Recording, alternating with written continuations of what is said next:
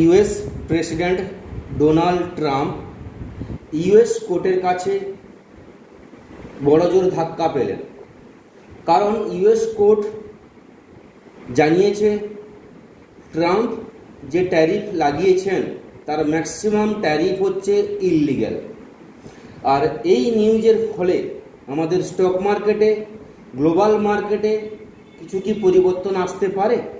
আপনাদের মনের মধ্যে কি আসছে অবশ্যই আপনারা কমেন্ট করবেন। কারণ হচ্ছে ট্রাম্প যে ট্যারিফ লাগিয়েছেন ইম্পোর্টের উপর 10% থেকে 15% যে ইনক্রিজ করেছিলেন, তার ফলে যা প্রভাব পড়েছে সেটা আপনাদের বলে দিই।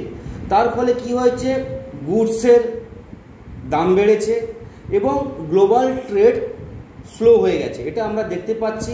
ইন্ডিয়ান মার্কেটে নেগেটিভ ট্রেড করছে। ওভারঅল আমাদের ইন্ডিয়া মার্কেট নেগেটিভ ট্রেন্ডে চলছে লাস্ট কয়েকদিন ধরে ট্রাম্পের অতিরিক্ত ট্যারিফের জন্য।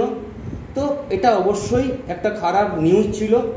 এবার যদি কোর্ট এই ডিসিশন দেয় তাহলে কি পরিবর্তন আসতে পারে? অবশ্যই পরিবর্তন আসবে। যেটা হচ্ছে, প্রথম হচ্ছে ইউএসকে কী করতে হবে, $159 বিলিয়ন রিফান্ড করতে হবে, যেটা ওরা ট্যাক্স থেকে নিয়েছে।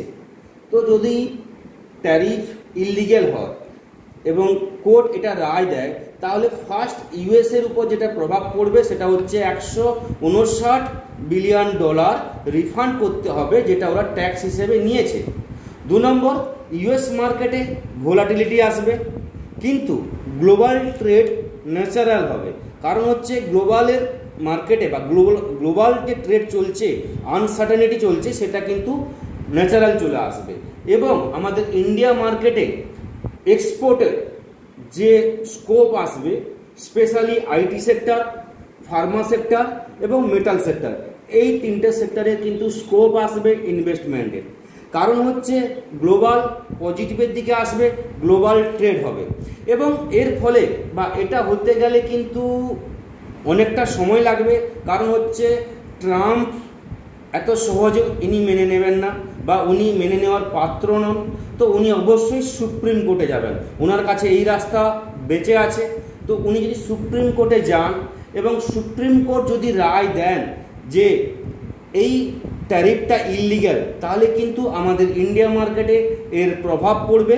ইন্ডিয়া মার্কেট কিন্তু পজিটিভ ট্রেন্ডে বা পজিটিভ র্যালি শুরু করবে এবং ইউএস মার্কেটে একটা আনসার্টেনিটি আসবে, ইউএস মার্কেটে একটা ভোলাটিলিটি আসবে। এবং ট্রাম্পের পক্ষে এটা কিন্তু খুব বেদনাদায়ক যদি সুপ্রিম কোর্ট এই রায় দেয় যে ট্যারিফ ইললিগ্যাল এবং ইন্ডিয়ার উপর যে এক্সট্রা ট্যারিফ লেগেছে এটা ইললিগ্যাল। তাহলে কিন্তু ট্রাম্পের পক্ষে খুব খারাপ সময়, এটা আমরা বলতে পারি। তো এই দিকটা কিন্তু নজর রাখতে হবে। সুপ্রিম কোর্টে, ইউএসের সুপ্রিম কোর্টের কি রেজাল্ট আসে, কি রায় আসে, এটা আমাদের কিন্তু দেখতে হবে। তো এই পয়েন্টটা কিন্তু আপনারা মনে রাখবেন।